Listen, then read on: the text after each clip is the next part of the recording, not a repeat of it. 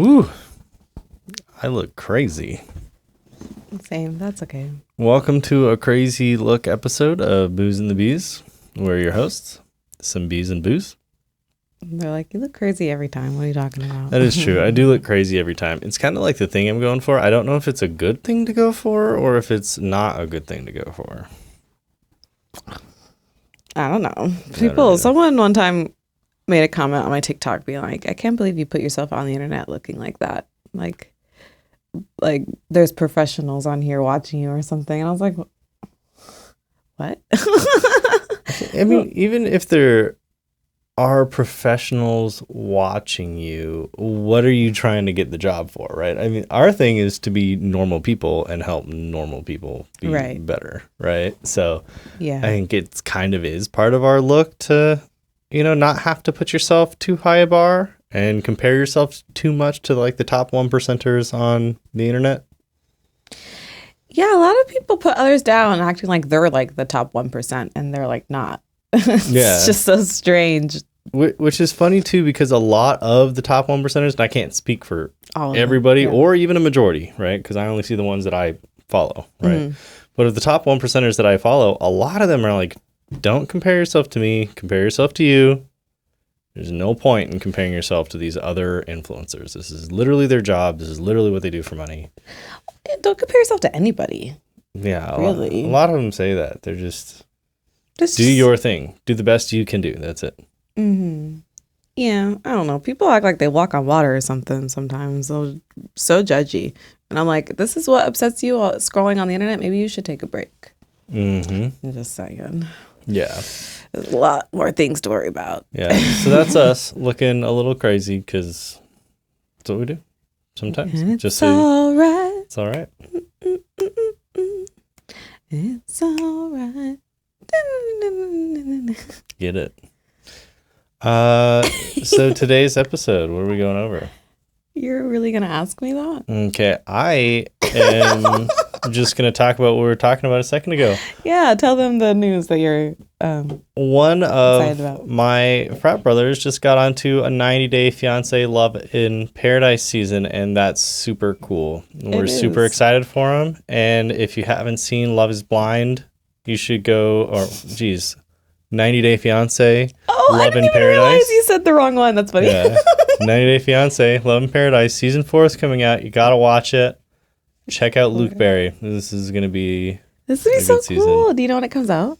I don't. They just released the preview like 3 days ago. So it's going to be coming out. Not that I know him, but yeah, it's cool you know him. I've always been waiting for that to happen, like watching The Bachelor or something like that, to see someone I know. But there's so many people on this earth. No, it's really I think the most exciting thing is that our generation is out there doing big things. Like we're finally past that point. Remember we were talking about in the last episode, if you haven't seen it, you can go back and watch it, how 20-year-olds change the scope of what's happening in the world. Between 20 and 30, a lot of people are figuring things out, changing society, and then 30, you're actually doing things. So now our generation, we're getting into the 30s.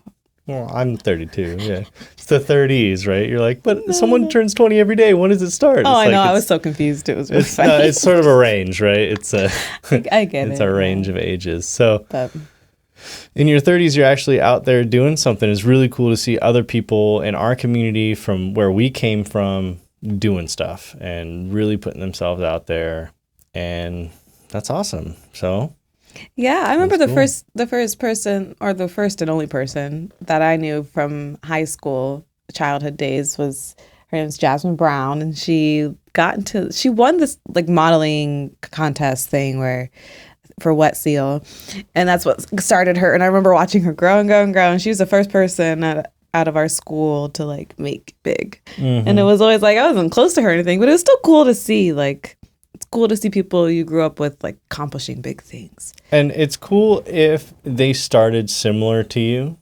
I would say Luke maybe had a little head start from where my family was, because we were like trailer people and like homeless and stuff. But it doesn't mean that they didn't put in a tremendous amount of effort into themselves as people, and into their career choices, and into their business decisions, and into their degree.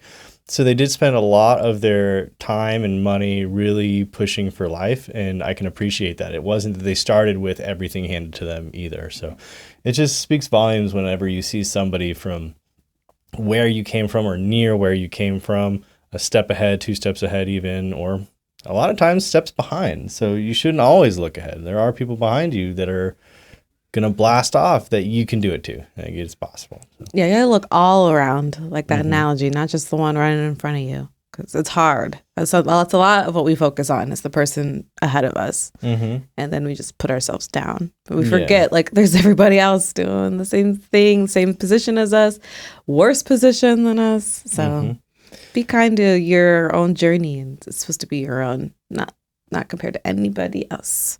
Yeah. Yeah, absolutely. So that's really cool that that's happening and that there's just people around us, which is so funny because out of all the people I know who got really successful, we were all at one house party. And that was really funny. Because the other guy I know, I'll call him T Deli. We were all at the same like house party and now they're both doing super good. And I was like, wait, I was at that house party. So maybe we're blessed to succeed. Yeah, that's it. We didn't win the lottery. I forgot. We didn't win the lottery. I was gonna say we forgot to check. But yeah, but it's up to 1.1 billion. So unless we won and then they got another billion overnight. Maybe. Yes, who knows? Maybe. Look, we're figuring it out. Yeah. Today we're going to be doing some like product videos, but I was thinking also, since we're still waiting on some stuff to come in and still waiting on some people to approve, why wouldn't we just look at the audition things for some of these reality shows? Because they make it easier than ever. You literally just look up Netflix reality. I bet you could look up Hulu reality too, and they just pop up. Yeah, but then you have to make the audition tape. Yeah, which I don't see why we can't do. I don't see why we can't do better than a lot of people. In fact, we have the equipment.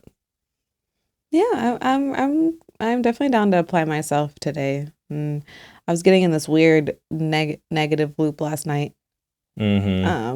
Just being like, I don't know, just so down on everything we're doing. We need to quit again because we're doing the wrong thing again. But it's like, nah, we're doing exactly the right thing. Yeah, you only made $4, but it's like, how do you think you make more? You keep doing videos, right? Yeah, but I was just going through this cycle where I was just, like thinking, oh, we're making money for other people, and then you're doing it on a platform that, like, what if I get another product video that blows up and then they just ban me? Like that's just the negative thoughts I was having last night, and then it's like. I think it's fair for me to have these thoughts, but it doesn't mean like, then what? Then I just stop or don't stop. But yeah, exactly. I know that I need to be doing more. I know I'm not doing enough. Exactly. It literally just is a more or less thing. Yeah. And I also think, you get one reality show gig, you're going to get a ton of followers from that'll buy something from you. Maybe. We've learned too, like a following doesn't really mean much. Every single person who is on Love is Blind, every single woman who is on Love is Blind has over $40,000 worth of plastic surgery now. So they all got paid. The ones that were on reoccurring episodes, sure. Yeah, reoccurring seasons. Because there are, like I said, there's people they pick that are really entertaining and stuff. And if you can figure out how to do that and keep coming back on the seasons and stuff, then yeah, like I'm sure then you're getting money. But like one time on a reality show, I just don't. Like I told you that I looked up who won America's Next Top Model, and she had less of a following than me on Instagram, less engagement, and says she doesn't really get gigs, right? So it's really how you apply yourself, because a lot of people think, oh, I won this, or I'm an influencer, I have all this following, all these opportunities should be coming to me. Yeah. And then they don't, because you're not going for it, and then you just get you're just like, well, I'm just the left one, oddball out, nobody likes me. Yeah, kind of thing. But that's not. Do you categorize yourself as someone who wouldn't apply yourself if you've got on a TV show?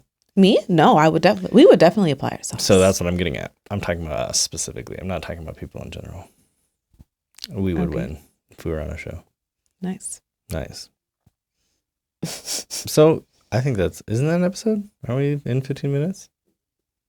I don't think so, but we can end it if we want to. No, that's fine. I was just excited because I'd love to look at those. I don't know what videos we're going to start on today though, because it's tough. Like you said, it's hard to know the right thing, but when you get an account banned and then you learn I need to make email lists, well, yeah, but that's something you learn. But then for what? To get them to come back? Yes. Well, Yes. I know, but That's exactly why. I know, but that's not the really money part behind it. No, but that's the keeping your people part. And the people should, in theory, would be paying. Especially if they signed up for an email list. That means they actually care to watch your content. Mm-hmm. So, yeah, it's about not being down on yourself and being a negative Nancy, because things definitely are working. It's just because we're not rich and famous doesn't mean you're not getting people to call you out on the street. I know. Again, the famous is different than like rich, right? Like I'm trying to figure out the money part. Like it's really cool. I got recognized yesterday. The girl was driving and she yelled out her window that she loved me, and like she said, "Get jazzy" or something. It was really cool. It's a really cool feeling, and I love that. And I still want to do like the influencer stuff because that is something that I enjoy doing, and making people laugh and entertain, and like getting recognized. Such a cool feeling and stuff. But like, I'm definitely ready to figure out the money part. Yeah. I mean, one thing that comes from being in the social media space, though, is how are you supposed to get the money? Like, imagine 20 cars recognized you yesterday. Mm-hmm. You don't think you could go to business then? If one person recognizes you, maybe not. But the fact is, no one recognized you. Then one person did. And then 2 people do. And then 3 people do. Then you have 20 people recognizing you. Then you go to a business and say, pay me. I can get 20 people to your event. And if the event's $20 a piece or whatever, then they make money, then they pay you. So you just need to keep doing what you're doing. Like you say, it's not about, I get it, we don't get how the money goes, but it literally is quit or keep doing and do more. Right. But the event thing is like something like we're not really planning, because like I feel like since I have been able to get good following and good engagement and people recognize me and stuff, then I should be able to start doing that. Yeah. Like, what am I waiting for? I don't know. What are you waiting for? Mm. That's why we got to reach out to brands and stuff. And that's why you're doing some stuff with Tucson Doobie. Shout out to Tucson Doobie. And trying to get people to follow their pages and go to their events. Mm-hmm. And even though they're not paying, which is okay. Someone will, but you got to have that portfolio. Right. Mm-hmm. Working on it. So, yeah. Okay, I guess now we're going to end. I don't know what else to talk about. All right. Gaffa, everybody. Goodbye. Love y'all. Have a great day. Be kind to yourself. Like, comment, and subscribe. Love you.